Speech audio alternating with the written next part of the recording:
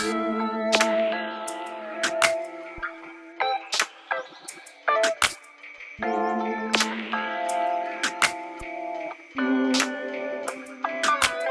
right, I want to welcome everybody to the Sacramental Charismatic. I am your host, Luke Garrity, and we're going to be jumping into a really fun topic today, the subject of baptism, water baptism. And so I have a guest, Kristen Daley-Mosier, who is a theologian and just a really great thinker. And we've crossed paths a few times in scholarly circles, I guess is the way that we'd say that. But thanks for taking the time to be a part of the podcast. Yeah, my pleasure. You are I guess, there's some people who in the Vineyard movement, which I'm a part of, know who you are, but kind of the goal of the podcast was to broaden out, because there's a whole lot of people who are coming from the charismatic tradition that are exploring the sacramental liturgical world. And then I know an increasing amount of people who grew up in very liturgical sacramental spaces who are trying to figure out the charismatic thing too. And so it's kind of been like this pursuit of the intersection of those worlds, which then means that we have to talk about missiology and pneumatology and ecclesiology. And, when I was thinking about some of the female theologians that I really have loved reading and interacting with, that you were one of the people that came to mind. So I'm just so glad that you'd be willing to be a guest. But for anybody who doesn't know you, like maybe just with a few minutes here, just what are some of the things that are important to know about you? I know you're married and you have a cat, maybe you have cats, but what else? Yes. Our cat is, he's basically a small tiger, very ferocious. And we are those crazy people who have put a harness on him and taken him outside. You're one of them. I know. It's a little weird. I'm not going to lie. It's a little weird. We're not judging you. We're not judging you. Yeah. Yet. No, so I grew up in the Seattle area, which I never thought would necessarily be an important thing. However, I have come to realize that it's important for me to base my work here and do theology very specifically out of this context. And so after doing seminary, got my M.Div at Fuller Northwest, which sadly no longer exists. I heard about that. Yeah. But an amazing, amazing journey. And so I started a doctoral program in the Chicago area in 2015 at Garrett Evangelical Theological Seminary, which is just, it's been an excellent place to be able to kind of cross some disciplines and do some exploration and mixing and mingling that you don't always get an opportunity to do at different institutions, depending upon how they're set up. Yeah. And so I am now attempting to dissertate and come up with a constructive project that is watershed oriented. It's looking at baptismal theology, but it is fundamentally a theology of water and spirit, and really focusing on, really just trying to ride the edge of sacramental theology and systematic theology, and using the baptism of Jesus in the Jordan as paradigmatic for that. So being in Seattle, doing this work here in the Cedar River watershed is where I'm located. Also on the land of Duwamish and Suquamish people traditionally. I am basically trying to mix and mingle a number of different strands into the work, which gets sometimes complex. Yeah. And so if I start to wander off in, seemingly random trails, feel free to just say a little like, so how does that relate to baptism again? Like, No, I will think probably wander. That's what I loved about your work, though. It's kind of funny when you think about like theological methodology. My M.Div, I don't think I knew that was a thing, but it was not a big part of my M.Div process. And so it wasn't until I went back to grad school that I was exposed to methodology and like started realizing that that's really important. Probably should have had more classes on that.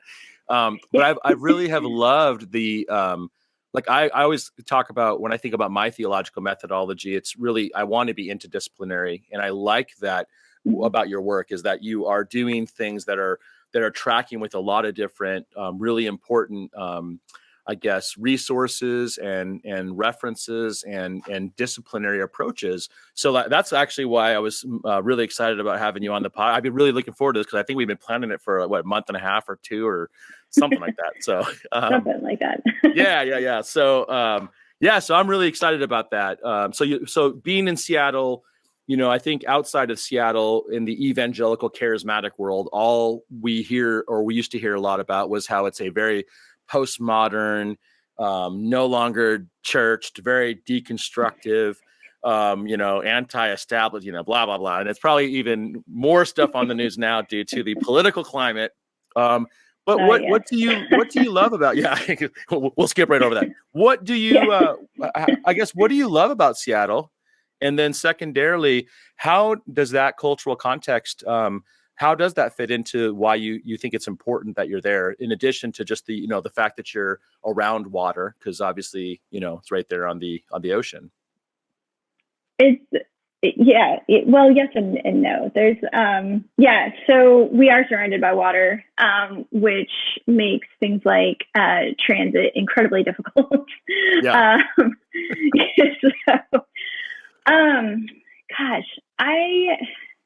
But a lot of it is simply the bias of having grown up here.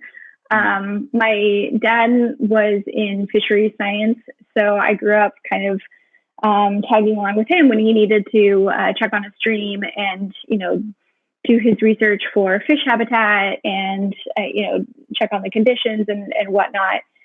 So I was raised, and I grew up in the Presbyterian church. So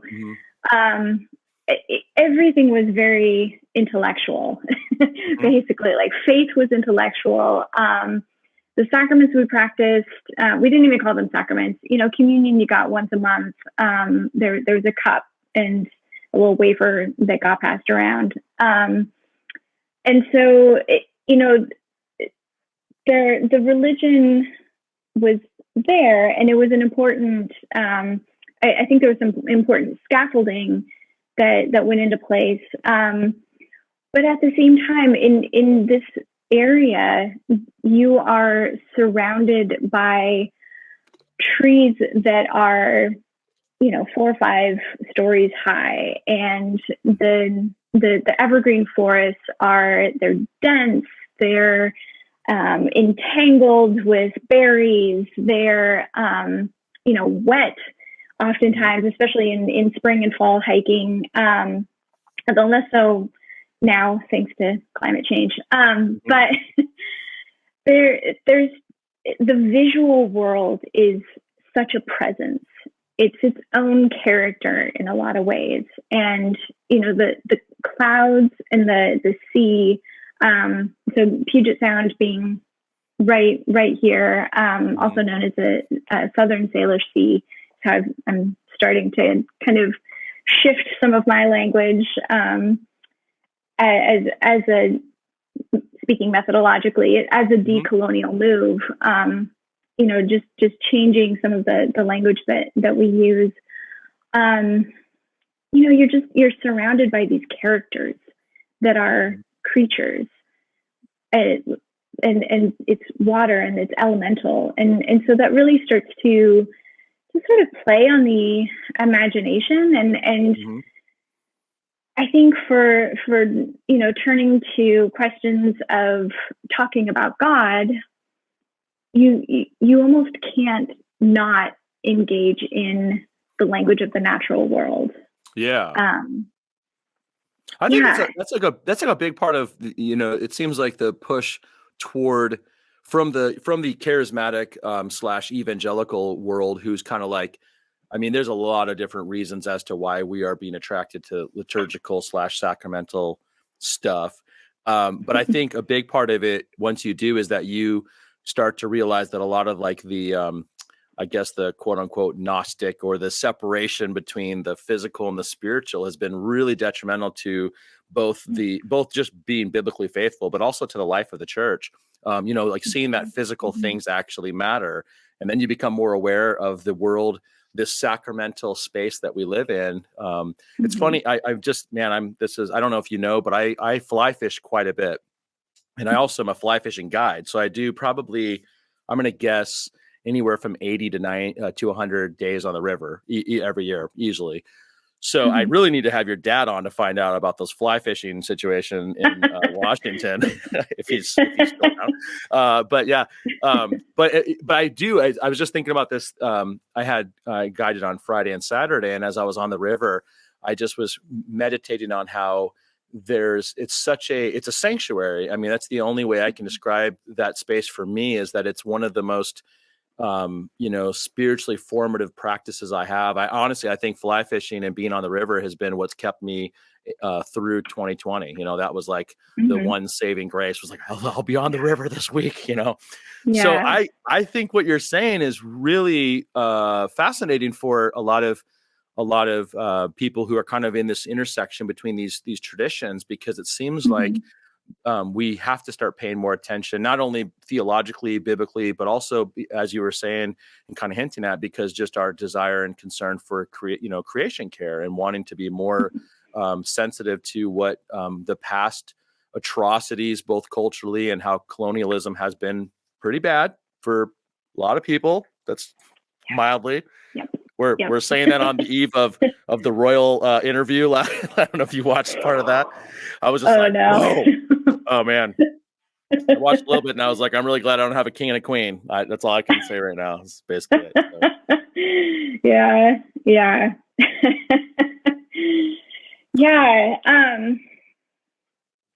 There's so much there. I guess too, what's also interesting in terms of things to kind of break down is also this notion that either you go to church or you worship at the Church of REI. And one of the things that I'm finding really generative here in the Seattle area, for Pacific Northwest in general, is that first of all, you have to very meaningfully engage with the church. If you're at all like, I don't know, and unless you're okay with just kind of staying ensconced and not really engaging with the world, and there are a lot of traditions that are still very much like, well, it's just all about us, and as long as we're saved, then other people can figure that out for themselves. But there's so many people who I meet in this region who feel really torn about, well, I love God and I listen to popular secular music, or because that used to be a thing, or I love God and there's this whole other realm that parts of the church have tried to close off, or just say like, no, that's not really okay. Embracing the fact that Martin Luther loved beer. That's a fairly recent thing for like, especially in more conservative traditions. Like, what do you mean you can go have a beer after church? That's true. Like evangelicals have kind of like rediscovered, because I went to a Presbyterian seminary, so that was common. Whiskey and beer was like not an issue, but I grew up in Vineyard Charismatic circles, and so I just remember I was like, whoa, like what is going on here? These guys and these gals have discovered something, but that is fascinating. That recent recent, I guess, discovery or recent maybe focus amongst a lot of people is definitely happening. So with your, I think when I first was reading, I think an article on the women in theology.org, you were talking about some of your research. You were, what I found so fascinating is you were talking about what it's like to do, to dissertate in the midst of COVID-19. And I just was like, I hadn't even thought about what would that look like, because like, for instance, textual critics who travel all over the world trying to find, textual scripts in monasteries. What would that look like when you can't travel outside of the U.S. because no country will allow us to come into their country? So it got me I was like, oh man, I'm curious. So before we jump into maybe talking more about baptism, and I'd love to just pick your brain and have you share a little bit about what are you, I guess, seeing about water baptism in light of your work on water and on theology and whatnot. But what has that looked like? Yeah, what's researching and writing and because you were traveling a little bit, correct? Yeah, what's that look like? Yeah, so that particular piece in Women in Theology, I was reflecting on how a colleague and I, so we're working on a research project where we traveled to Flint, Michigan, and our question has been, what does it mean? What are some of the implications, and what does it practically look like to baptize in the context of toxic water? Or like when a community is inundated with toxic water, what does that do? Does that and how does that start to affect maybe like theological reflection on that practice of baptism? Because you read about Flint, and you hear stories. Even still, there are kids who refuse to drink water from a water fountain, who even still, like to this day, have issues bathing because they, at the height of the crisis, the water would come out and it would burn their skin. And so, if baptism is the bath, the sacramental bath, and you have kids who don't want to get in the water, like, what do you do with that? What does that mean? I have no answers, just to be clear. So conducting this trip and trying to engage with clergy, like we were reaching out to clergy, ended up, kind of sometimes just doing a drive-by to different churches just to see if anyone was there, which it was COVID. So oftentimes there was like virtually no one there. Yeah. Or maybe just one or two folk. No, they were virtually there. They just weren't physically there. Correct. Everybody's virtually present. That's what we called our services, virtual services. No one was in their buildings. Right. In some cases, that's true. However, with some communities, they're not yet virtual. Yeah. Like if you're someplace where your internet connection is half-hearted at best, and you're just not like there's still like so many communities around the United States. But did you find that in Flint like that? Yeah. There were. That's interesting. My wife is from just really close to there, so I've been to Flint a lot. Okay. That's fascinating because we've that's been a challenge with certain age demographics, like the online Facebook thing, but that's interesting. So school or churches in communities where they're on dial-up, I mean, legitimately on very low bandwidth internet, you can't even upload your service nor download it. So so you were discovering church communities that were facing that as a challenge, in addition to having toxic water. Yes. Wow. And I mean, by the time, so most of the water is like it's taken care of. You know, it's very heavily monitored at this point. And, you know, a number of the clergy that we were able to connect with mentioned that, you know, they themselves believe that the city has taken care of the problem. But there are still those vestiges, and people continue to not trust the water. And, you know, oftentimes there are still a number of people who need and rely on bottled water, even though the situation has changed dramatically since the height of it. But yeah, so as I was, you know, so as we're going through the research process and, you know, setting up how is this actually going to look like for us to logistically go someplace? It's already a vulnerable community, so we certainly don't want to be tracking in anything with us when we go visit people, and, you know, making sure that we keep ourselves protected, we keep them protected. You know, so all of that goes into this process.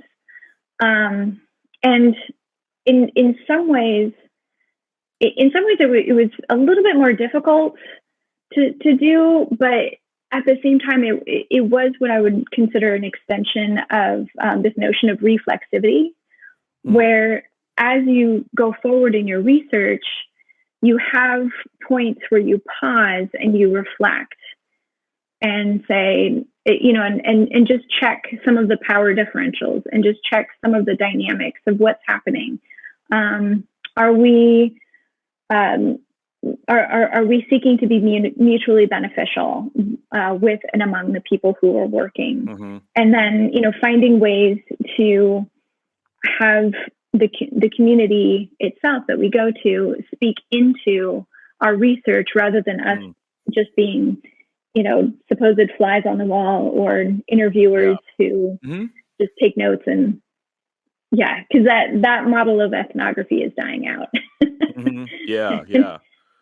Yeah. Well, that's like I said, and so for anybody you know, who's watching, you can see there's a link there to that website, womenintheology.org. And it's easy to find your articles there. But that article is really fascinating for people who are interested in that. I mean, it was just interesting to read, like, oh, I hadn't even thought about what that would look like, you know? I have so many thoughts about the water situation there.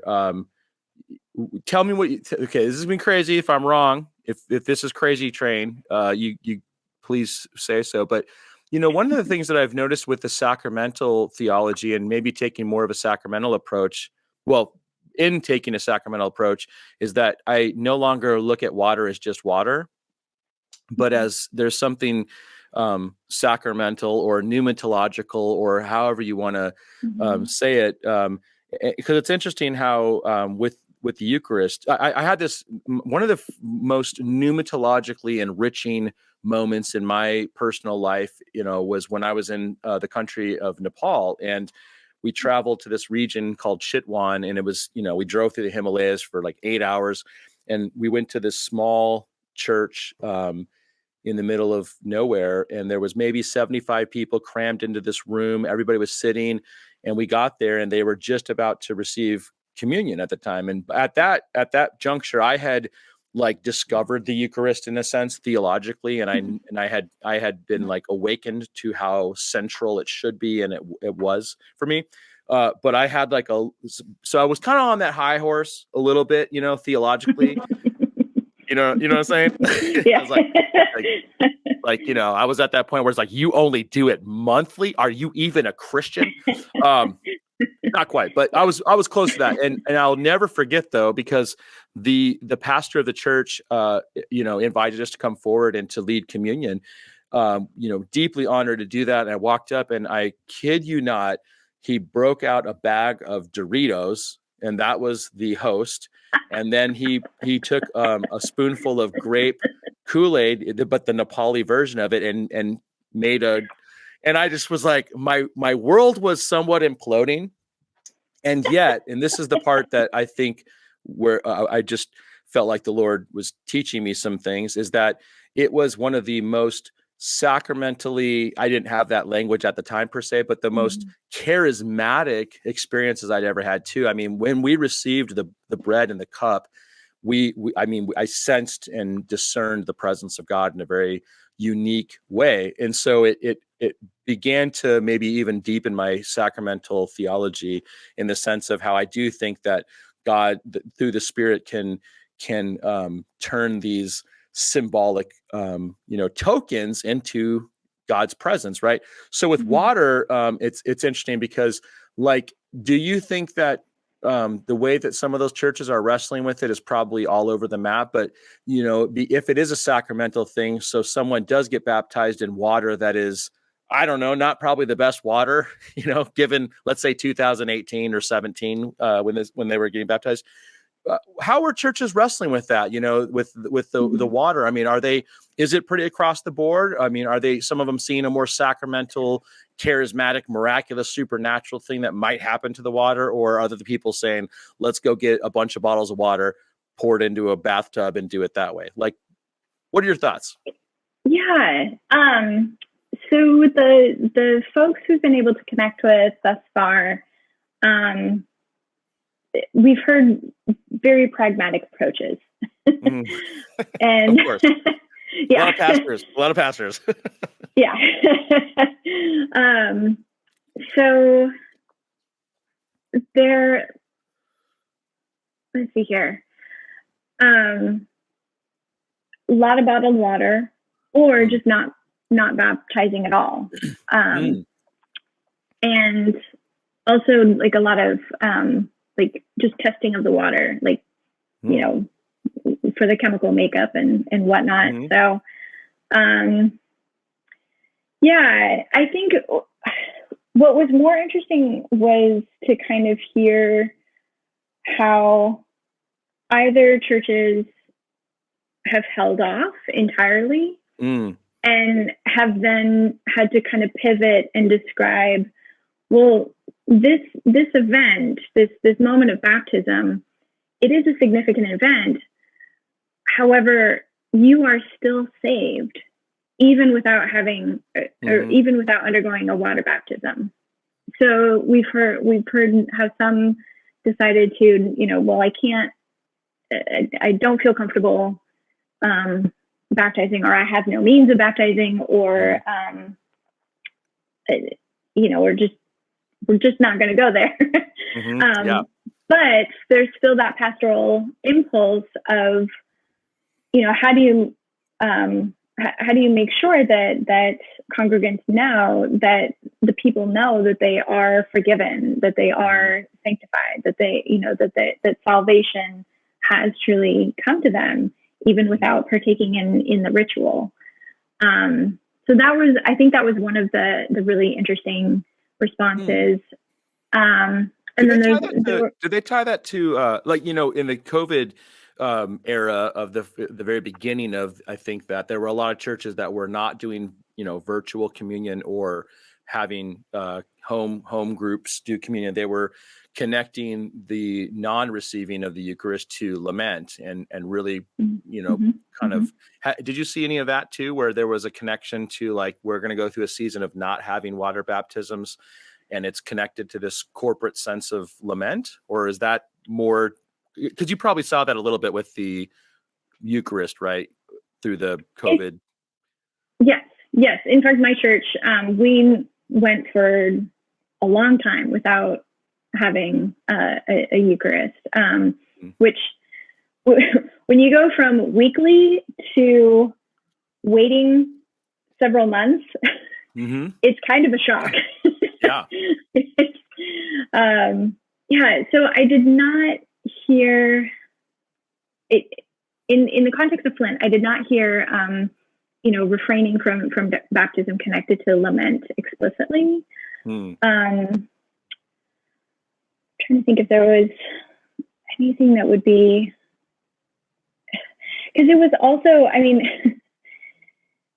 lament wouldn't quite have been appropriate in that regard, because as we've come to discover it was such a blatant act of environmental racism. And so, why would the people who were, the victims of this event, and I don't like to use that word victim, but lament just would not quite have been the right response, I don't think. Yeah. That makes sense. And I do think victim is from what I have read, it seems like that might actually be a pretty accurate assessment, right? I mean, it was for a very long time. Yeah. I remember, so I, as anybody who listens, I listen to a lot of hip hop, and I was listening to a podcast by one of my favorite underground hip hop MCs, and he like his thing was he'd be like, and Flint still doesn't have clean water, and it was like years after that was on national television, national news, and now this is such a great conversation because it's 2021, and I don't think I've heard anything about Flint's water I don't even know the last time that I heard it, and so I'm grateful for you reminding us, because I think it is something we need to be aware of because it affected a lot of people. And so I want to jump into baptism even more so, because we've obviously kind of been talking a little bit about it, but when you think of baptism, I like, how do you explain baptism? Because for a while here, like, I feel like I've come to terms with where my Eucharistic theology is. Like, I guess I hold to some not quite transubstantiation. John Calvin's not a very popular fellow these days, but I really identify a lot with the Reformed real spiritual presence perspective. I've been influenced by a lot of Eastern Orthodox theologians, so I think that there is real things happening there. But when it comes to baptism, I have a hard time like wrapping my head around what I should be saying. Because if like ontologically, like what is happening in the baptism, the patristic sources seem to indicate that there's catechesis was highly connected to it. So there should be some sense of discipleship. How do you account for baptism? I mean, you're like, this is your thing. Like, how do you explain, like, what is baptism and how should it happen and what's God doing there? Yeah, it's a lot. I know. I just opened up the can of worms for you, but I just need you to sort me out here. Well, I have yet to develop like the elevator pitch for baptism.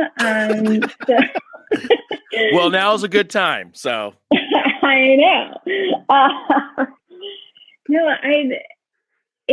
There is along with Eucharist. First of all, it is throughout church history, it has been deeply connected to Eucharist. Traditionally you could not partake of the host unless you were baptized. So those two, we've kind of separated them out in more recent centuries. It's been a while. But for a long time, the early church, like the one led to the other, and reading Ambrose, reading John Kristens, like there is that flow. You go into the water, down into the water, you come out, you are anointed, and then you are met by the community at the table. And it is one continuous flow. I've heard people say it like in the sense of like the front door of the church is baptism and the back door of the church is the Eucharist. Is that kind of that concept of one to, first and then number two. Yeah. Okay. Keep going. Yeah. Sorry. Yeah, no, that's it. That actually reminds me of one of the things that Cranmer did, but anyway, that's where I remember it from, actually. Yeah, from that makes sense. Circle, those circles. Yep, that makes sense.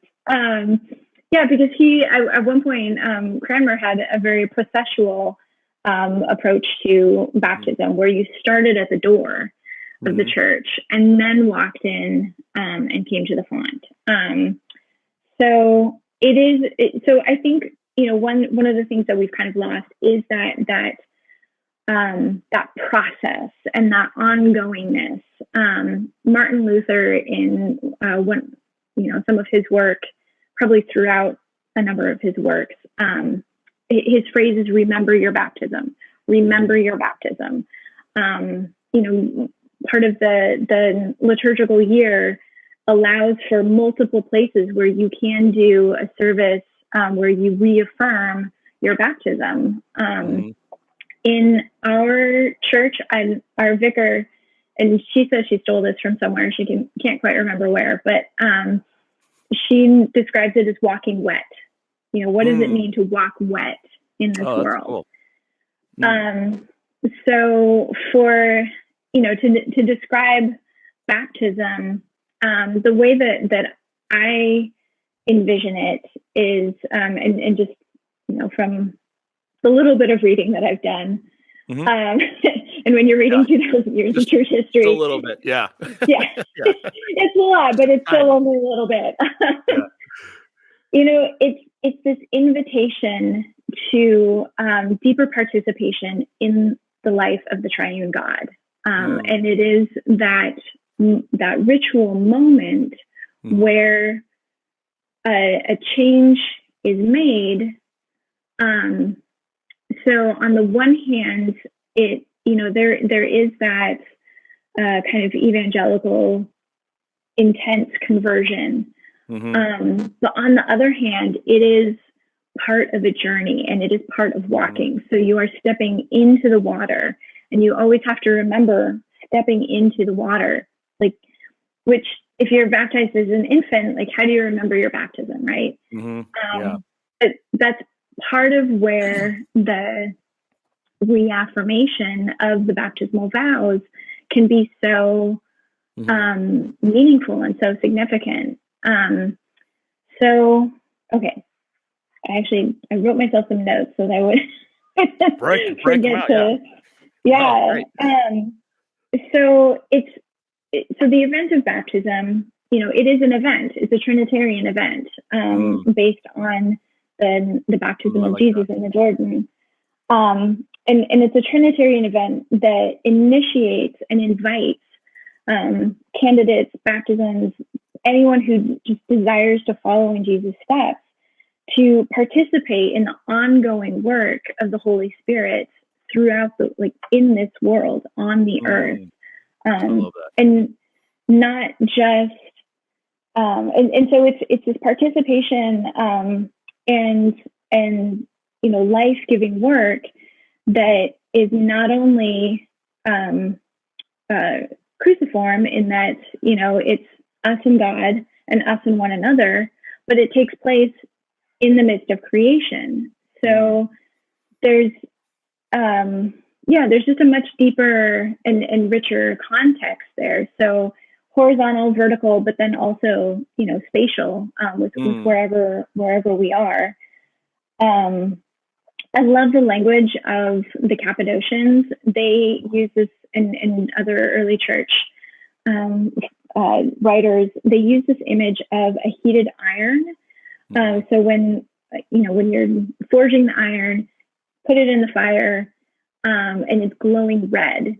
So it is one thing, but it is both iron and fire.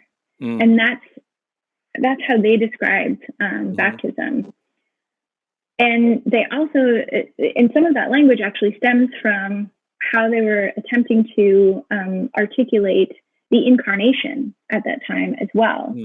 So baptism it's not only Trinitarian, but it is, at heart, it's incarnational.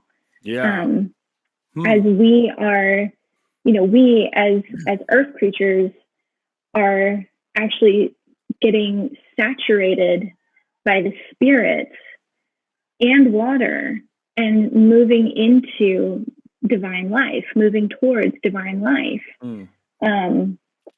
And yeah, I've come across that image before of, we are, and a lot of eco-theologians are starting to kind of, revive this language that, we are fundamentally earth creatures.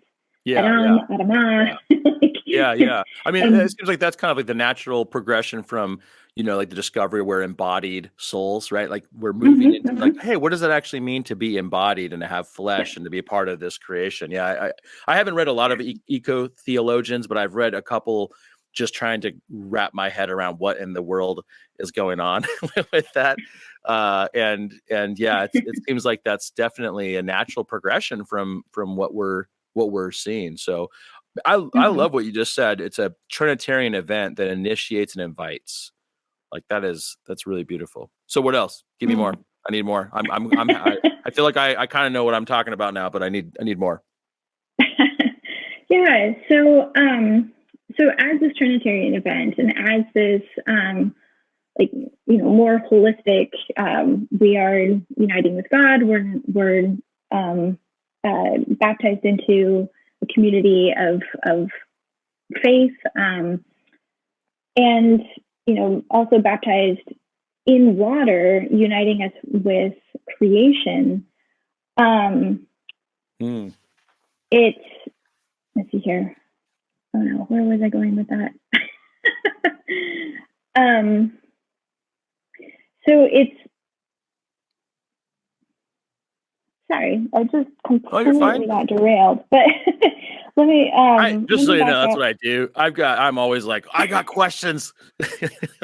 No. So you're talking about being a Trinitarian. So we're united with God, but also the idea, and this is kind of not ever fleshed out by, never is probably not true, but not very often fleshed out that amongst evangelical charismatic-ish people that we're also being united to creation. The fact that we're using an element, an earthly element, water. So there's something happening there that's both the divine and the earthly, which is the kind of the incarnational concept you're talking about. So how do you, so I mean, judging by the fact that you're not a Roman Catholic, as far as I know, when somebody said, because I heard you talking a lot about how, like, even in the Episcopalian Anglican world, there's an awareness of personal faith and, justification by grace through faith. We're definitely not Catholic in the sense of Roman Catholic. How do you answer that question of, like, how does it connect to salvation? Because like every Roman Catholic is very quick to point to 1 Peter chapter 3, and the idea that baptism now saves you. And every Protestant worth his or her weight in anything will say that it's a expression of faith according to, there's that debate. So how do you wrestle with the salvific aspect of baptism? Like, how does it attach to salvation? And maybe just to kind of flesh that a little bit, like, because I think sometimes we have a tendency to break up salvation from, like, the, predestination, if you start there, to justification, to sanctification, to glorification. And we maybe talk about it in those terms rather than seeing the whole process. And so maybe, like, for my way of reconciling that has been to see that baptism is attached to salvation as an aspect of discipleship and part of that process, but it's less, it's less like, I guess this is where I struggle with, how do we talk about it in the salvific way? Because I don't think, as you just hinted at, it doesn't, like, I'm not going to heaven because I was baptized. And I know that going in heaven, by the way, is, not what we really believe, but you get my point. I'm being pragmatic. I know you've read too much Wimber to talk about that. Yeah, I also read some of that N.T. Wright guy, and I know that we're not. So how do you wrestle with that? Like, how do you see the connection between baptism and salvation? So I have been finding that when we talk about salvation in terms of healing, that it opens up, like, this whole new set of metaphors and, images that we can use and hold on to that are really life-giving. Interestingly, so there's a Catholic liturgical theologian who I read, Bruce Morrill. He has talked about, salvation in these terms, like in terms of, like, it is healing that draws us, or relationship with God is ultimately a healing relationship. It's the reconciliation, not because, we're such horrible people and and we're just innately like bad. I'm not a Calvinist. I'm sorry. I'm not really sure if I am either these days, but keep going. At least I'll never admit it. I'll never admit it. I know of an eco-theologian who draws heavily on Calvin, so Yeah. But yeah, so and I do remember what I was thinking of earlier, how baptism is a moment, an event, and an invitation into new creation.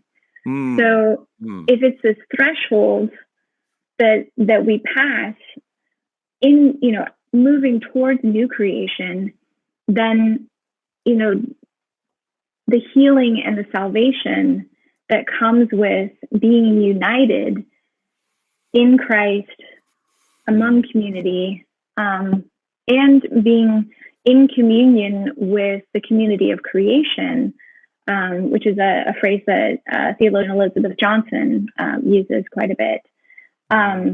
That is ultimately that's another way of speaking about salvation, where we are so it's almost that further up and further into the kingdom of God in such a way that brings about healing and wholeness, and works towards justice ultimately, as we are walking wet on the earth and walking out our baptism.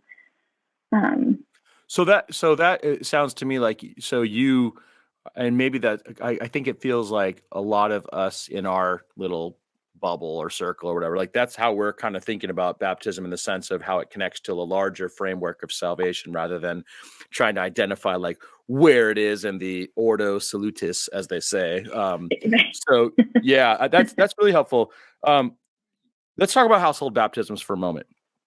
And so when I read the patristics, one of the things that I've discovered is it seems like almost all the primary writings always are attaching it to catechesis. Like, I was just joking around with somebody. We're doing baptism services at our church on Easter Sunday as well. So I jokingly was telling somebody about how the early church, there were certain traditions where you had to do the baptism naked on Easter. And I was like, we're not going to be doing that. That's a little weird. Seems weird. But I've always seen this, this really a large emphasis on the catechesis process to prepare, and like Lent. I mean, Lent's the whole tradition of Lent and how that developed, preparing, getting ready, repenting, going through the process of being discipled and learning about the faith, and then getting baptized. And so there's some Baptistic scholars who point that out as being one of the reasons why they have a hard time with household baptisms, because of the, it's not as exegetically convincing, I would say, for household baptisms. I mean, you could definitely see there's household impact for conversions in the book of Acts, but there's no explicit right. And so like the argument for infant baptism amongst Protestants is it's a covenantal thing that's connected to circumcision in some way. It's a new covenant version of that. So my life, I've been always Baptistic, credo. You shouldn't get baptized until you have some type of conscious decision that you've made. I don't know. I've never bought into the age of accountability. It's either 9 or 12, I'm told, but I've never bought into that. But I have, I read Michael Bird's Evangelical Theology on baptism, and he makes a very strong case for dual baptism as his approach. And I'm convinced. And so I'm at a point now where like, I probably would not encourage somebody to get baptized or to baptize their infant or their child.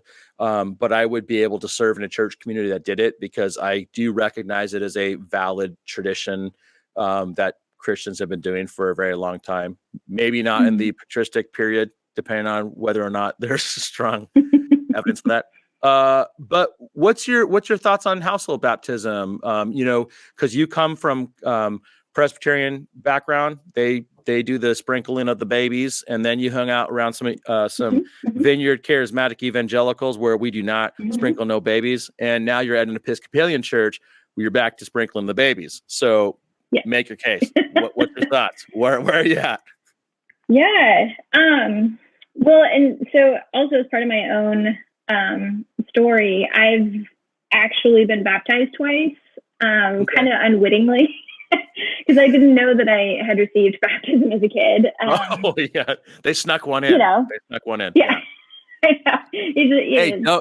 Just this is funny. I'm just going to share this really quick. My wife grew up in a Pentecostal church where baptism was the kind way to say it would be they just hadn't really thought about it. Okay.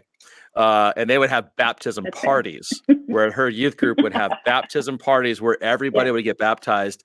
And like they might have been baptized 5, 6, 7, 8 times. Everybody decided to renew their faith, which you brought up how in the Anglican world and actually the liturgical calendar, there are these renewing your baptism, which I think that's kind of what they were doing, but they were also undermining their baptismal theology. Just dunk again, just more dunking. Yeah. So all that is to say is I've heard about you folks who have been baptized a lot of different times. So so go ahead. I know. So scared. Well, yours was an accident. You didn't know, so you can't judge it too much. Yeah, and however, my second baptism was while I was on a mission trip in Tijuana, and so why not? Why not? I was feeling it. I was just like, I just feel like I need to, commit myself. Really, again. And so, that's so I have 2 baptismal waters, out here, the Salish Sea, where I grew up, and then also some Tijuana reservoir that may or may not still be there. Yeah. So I don't necessarily hold too closely to, you can or you can't, when it comes to infant baptism. I think what I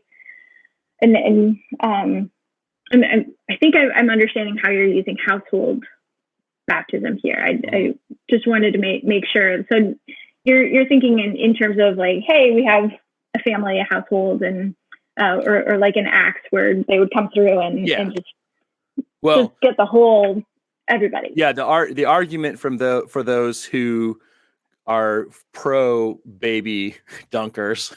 See, I'm even revealing that I have a Baptistic background here.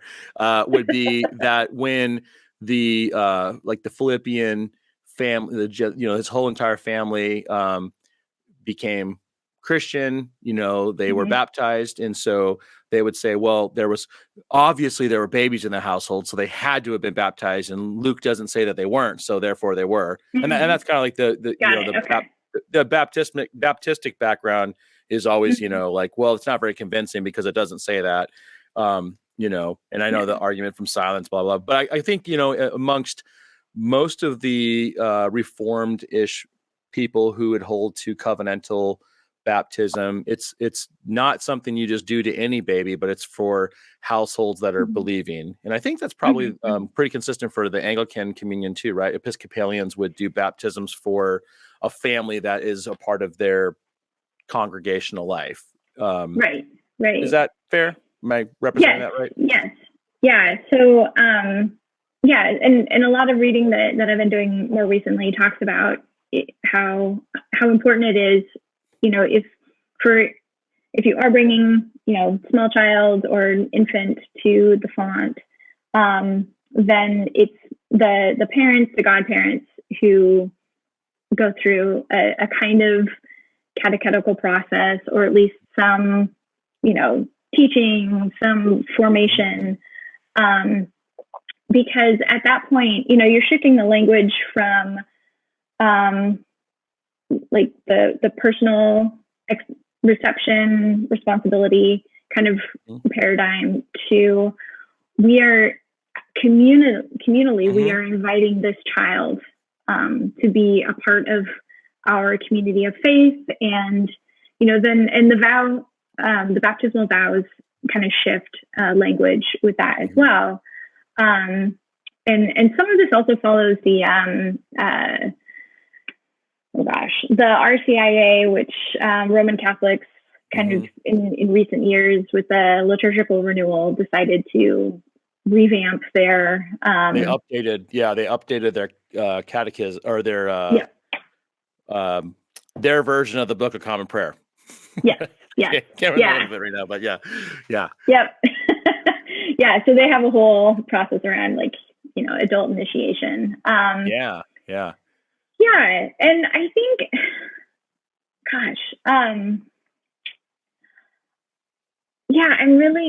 I think because I lean so heavily towards the processual nature, and because, Martin Luther's words just kind of keep resounding, like, remember your baptism, remember your baptism. I find that when we place baptism in the larger context of life together, then, whether you're baptized at age 18 months, 18 years, 81 years old, that part matters less than the ongoing formation and the ongoing, walking wet, if you will, and walking out of the commitments. And it's also, I think what's also interesting is the language. I apologize for constantly referring to the Book of Common Prayer and affirmations and vows. No, we are fans here, the Sacramental Charismatic. So I use it every day. No joke. Keep going. Excellent. So I am actually more interested in, really digging into what are our affirmations. And when we look at the liturgy, what's really fascinating, and this is kind of what has tied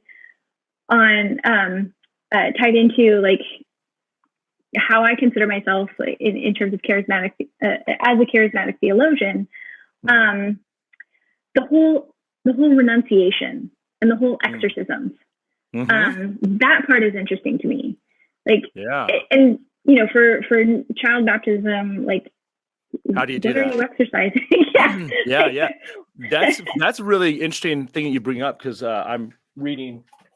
Well, I should say I'm not reading. I have reread, and I'm really working through this book. I got a whole bunch of them I've been giving away. The Patient Ferment. You probably are familiar with it. But the author has a whole section on how healing and exorcism and baptism were. I guess I didn't even realize that until I went back and started reading all these patristic sources and saw that was a big part of getting baptized, is that you had to get your demons exorcised out of you.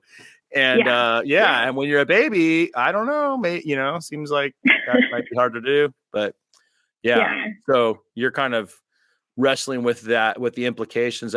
That's kind of where I'm at too. It's like I'm not at a point where I'd say, oh, you naughty people, because I remember I used to tell people all the time when I was pastoring in a community that was very Roman Catholic and very Missouri Synod Lutheran.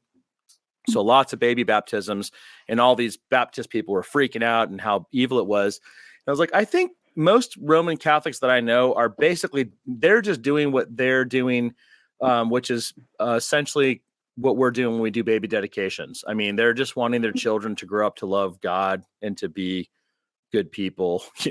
I don't think it's a whole lot different, and but yeah, so it's interesting. So you're going to a church now which practices, child Christianings and all those type of things. And so you're also a charismatic. So that's kind of where you're at right now, trying to work through that a little bit. Is that a safe way to describe that?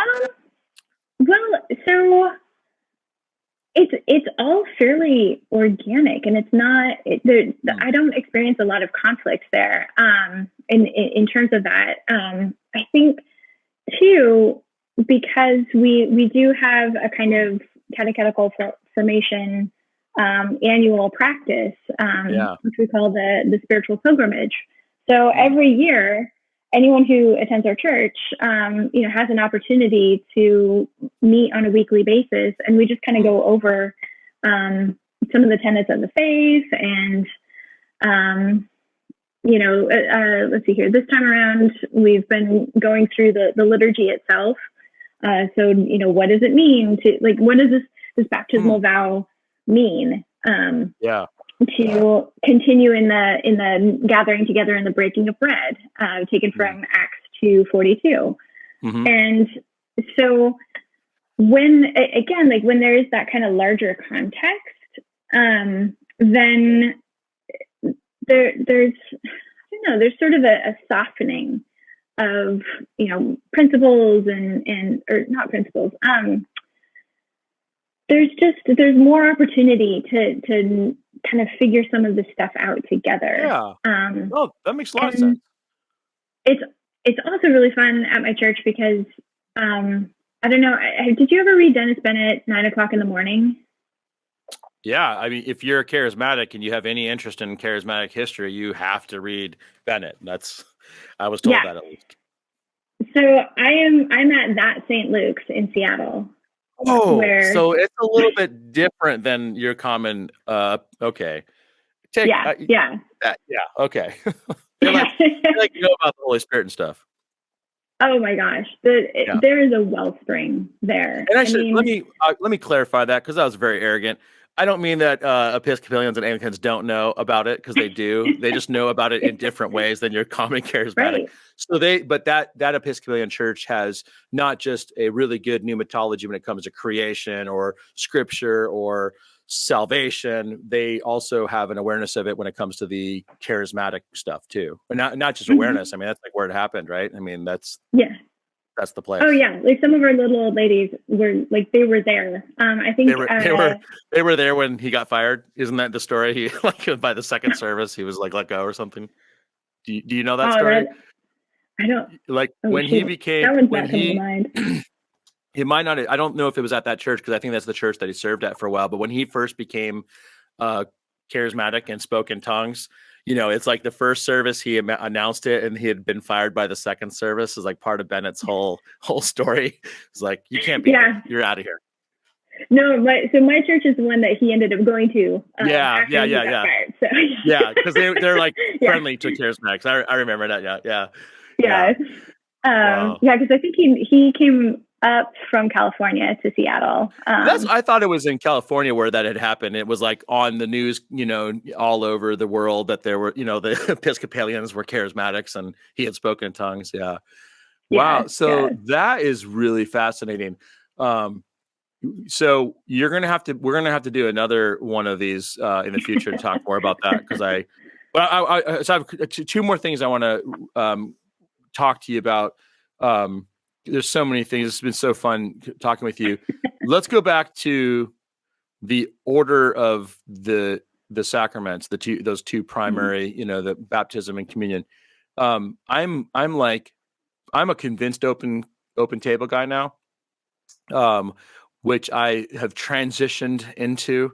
But as I've read a lot about the Second Great Awakening, and seen how and I'm not always a super fan of Finney, so I don't want anybody to take this out of context, but it's interesting how the Eucharist became a evangelistic, missiological, invitational thing. And I remember when I was starting to explore like sacramental theology, the Roman Catholic position is closed table, very closed table. The Presbyterian world that I came from celebrated fencing the table literally, and the whole Eucharistic coin thing that was actually talked about quite often.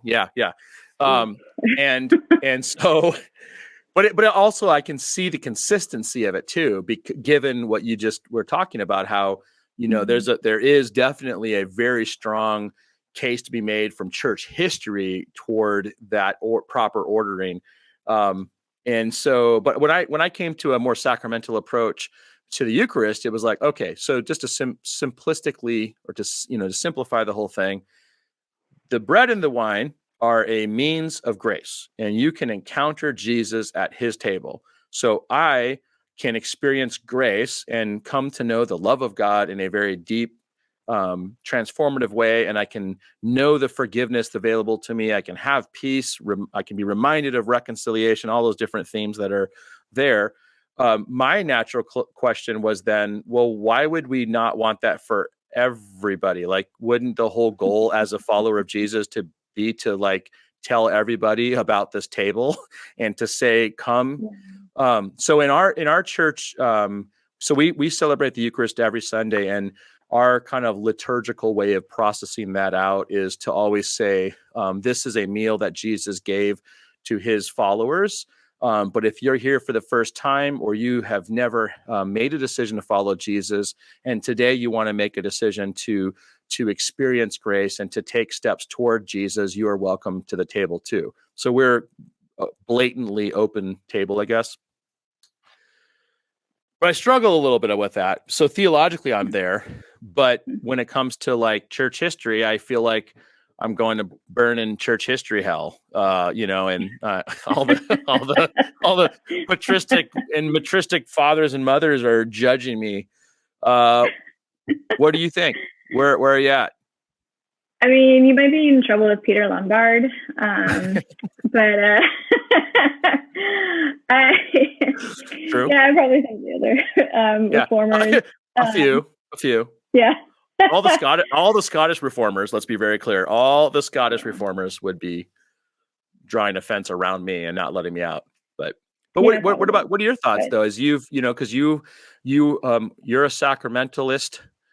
Whatever that is, you're charismatic. Yeah. You see the table as a means of grace. It's a space to encounter. What am I missing? Because I'm really like when you talk about catechesis and how that processional that's the part that gives me a little bit of caution. Except the way that I think I've worked my way around it is going back to what you were kind of hinting at, as I see discipleship as a very dynamic thing and how it looks different for a lot of people. Like I like to always say, it's not one size fits all. The journey to following Jesus, sometimes those steps are a little bit different, that carried out differently. And so, like the person who might make that first time decision, and we've had that happen. We've had multiple people make a first time decision to follow Jesus at the table. So then from there, it's like immediately I want to say, hey, you need to get plugged into a small group. There's these other discipleship classes that we have. I'd love to have coffee with you every single day for a while and read the Bible with, whatever it would be. So that's kind of how I think that whole, what the heart wants, the mind justifies. That's how I justify it. All right. But I don't know. I mean, maybe I haven't thought it out all the way. So what do you think? Yeah. Gosh.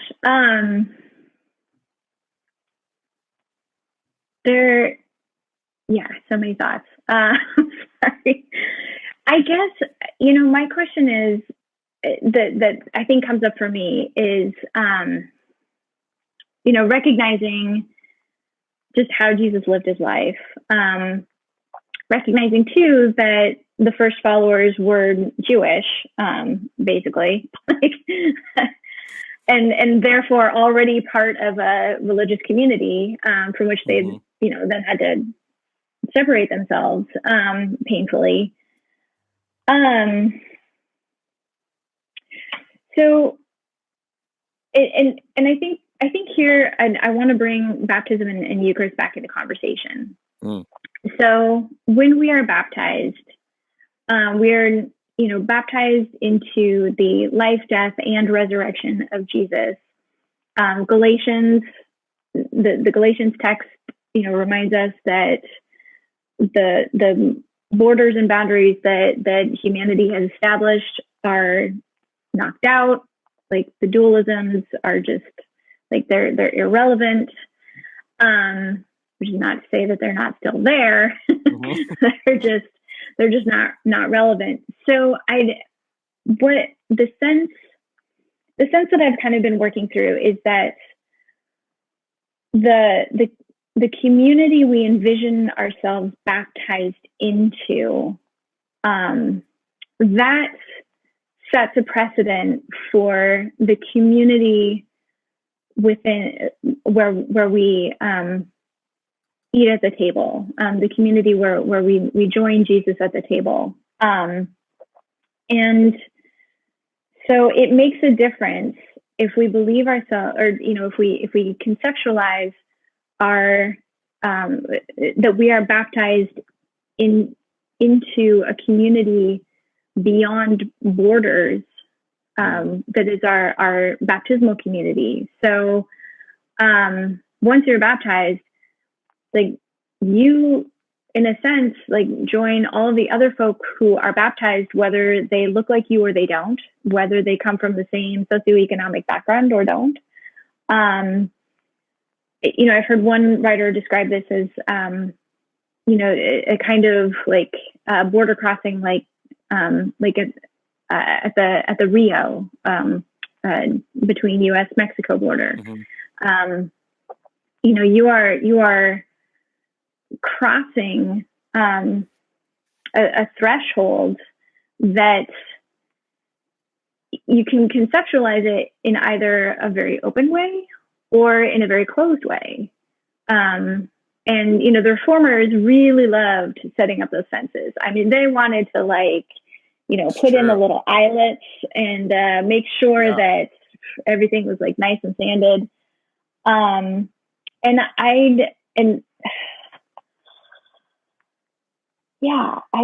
have a hard time with that.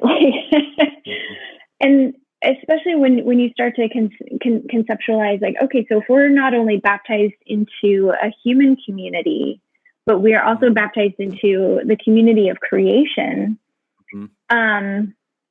what happens then to Aquinas's proverbial mouse who eats the host? Mm-hmm. Like, how far can we push this? Mm-hmm. And it starts to, for a while, as I've kind of worked through these things, like, I've really, like, I've pushed myself to be honest with some of these conversations. I'm not yet to the point of Christian animism. That's a whole other conversation. Yeah. Yeah. But like, what? So if we genuinely see Jesus as the sacrament of encounter, and we are, and we follow him into the waters and through the waters, and we cross the Jordan, we are submersed in our own watersheds. That's all of a sudden, there are open fields of community. Yeah. And why not start looking at people very differently, and the other creatures around us very differently? Yeah, that I think that's kind of it seems really hard. This is what I think is so fascinating about, the two divergent, like Roman Catholic / anybody who has a real hardline closed table.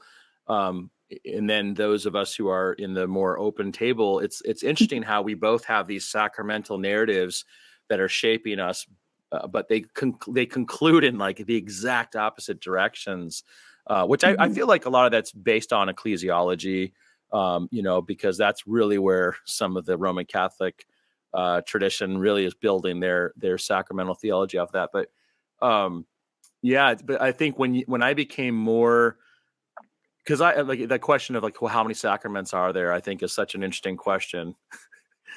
Because I get the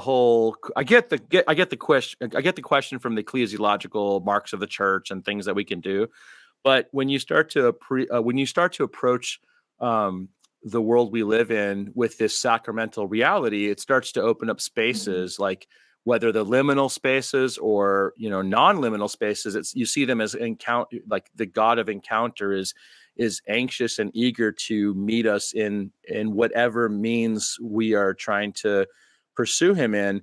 And I think when I really became convinced of the open table approach, I guess, or whatever, open communion or whatever I am, it was like I saw, for me, what was stacking up was theology, the theology of the Eucharist, the theology of sacrament, the theology of of Jesus's mission too, because it's very remarkable to me about how Jesus carried out his mission. You know, Luke says in the Gospel of Luke, chapter 7, I think it's 14-ish, where, you know, Jesus himself says, the Son of Man came eating and drinking.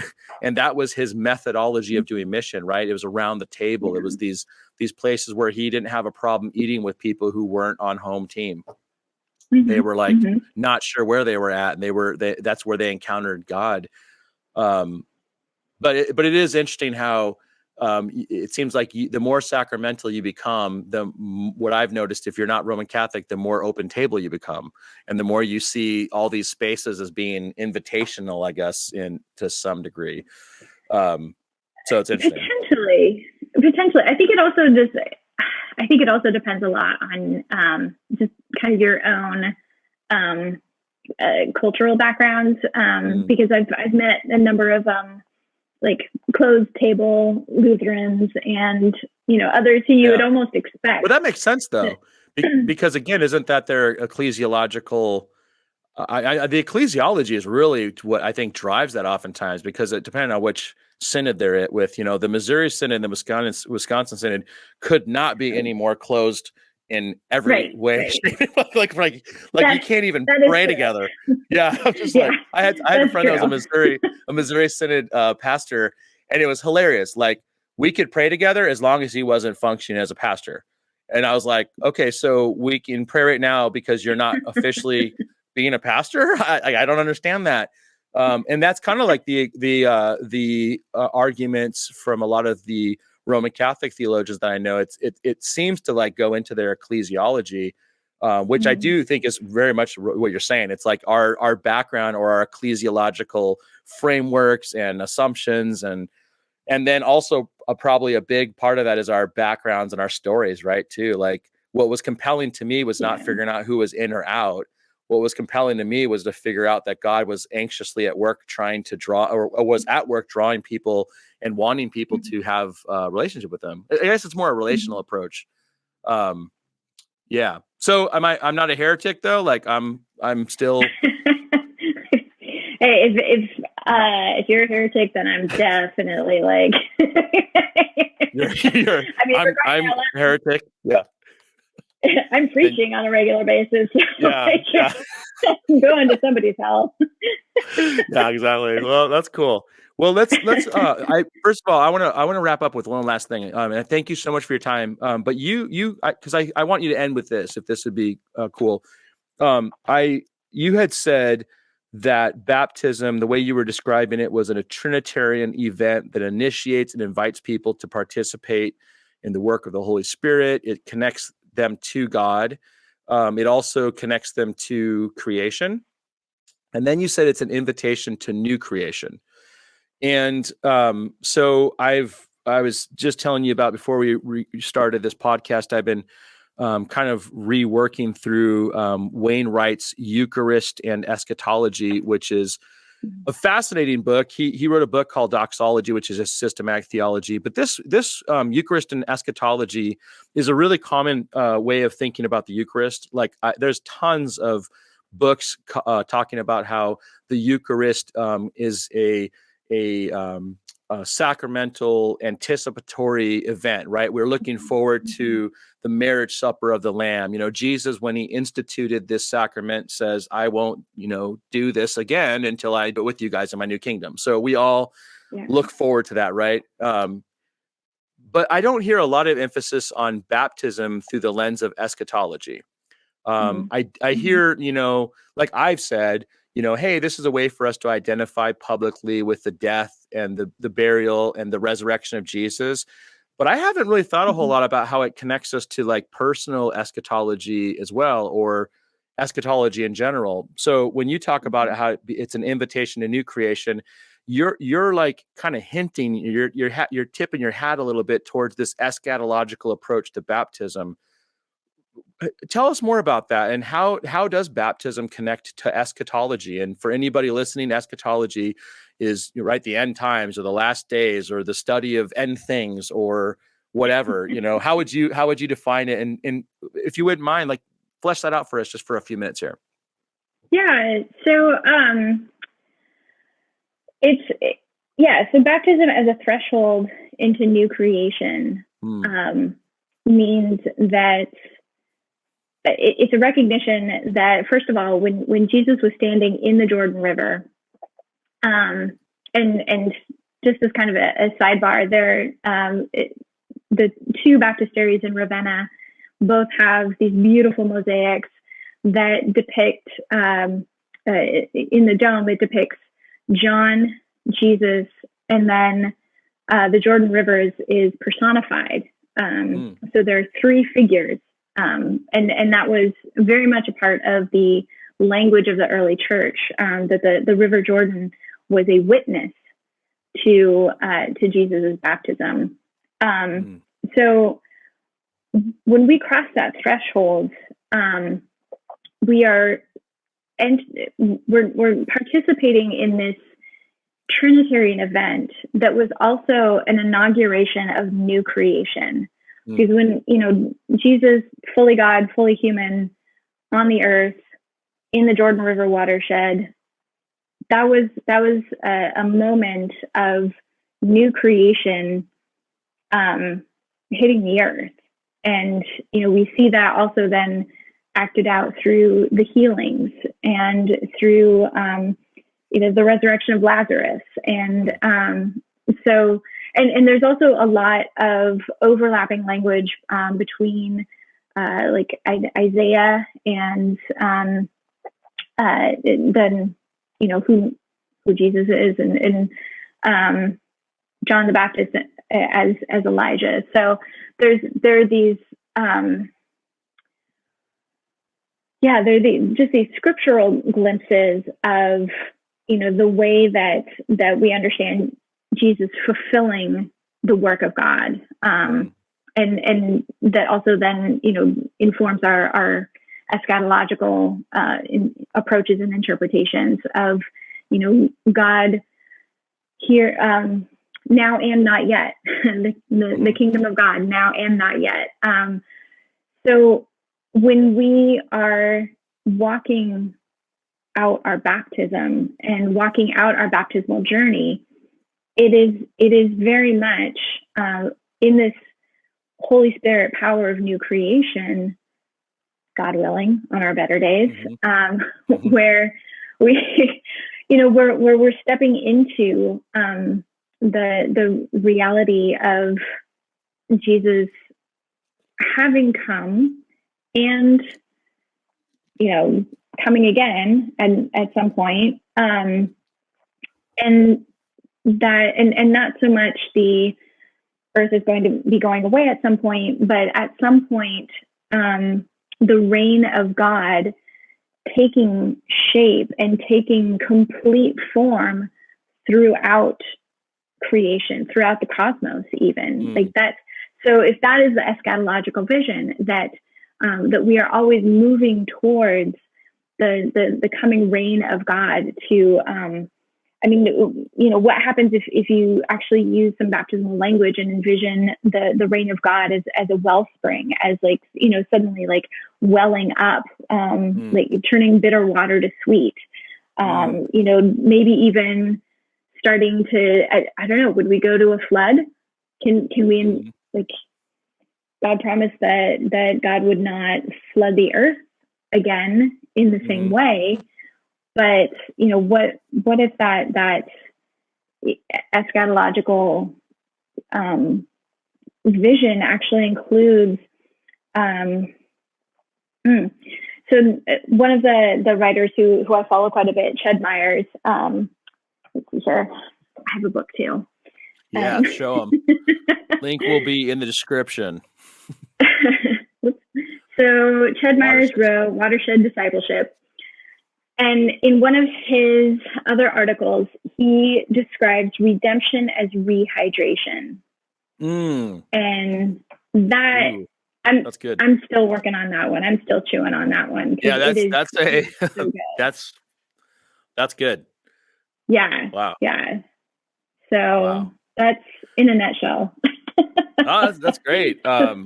Oh wow, this has been such a pleasure talking about this with you. I feel like every time I try to wrap my head around baptism, I just have a lot more questions every time. But I'm also really looking forward to reading more work that you'll have coming out. So when do we get to call you doctor? How much longer you got? 20 years, 30? Yeah. With God's help, I have a 6-month writing plan. Great. Yeah, with God's help.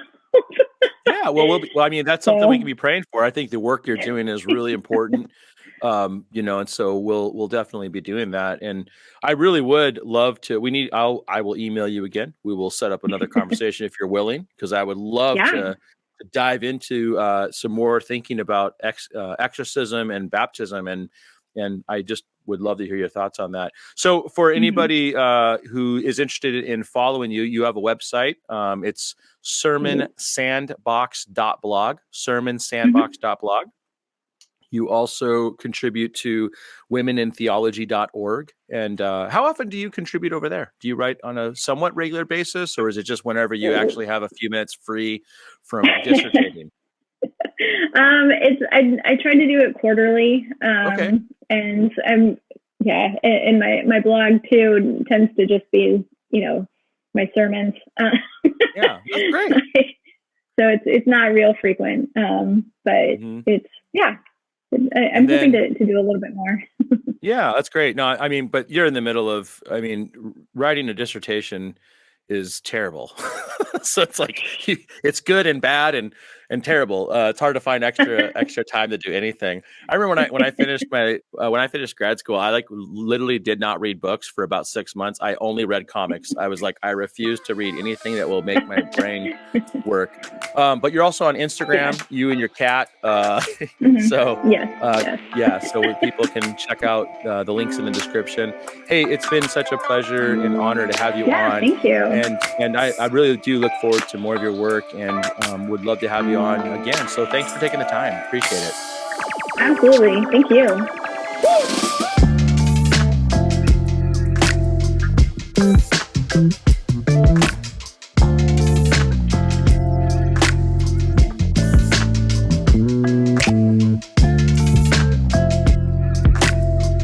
Mm-hmm.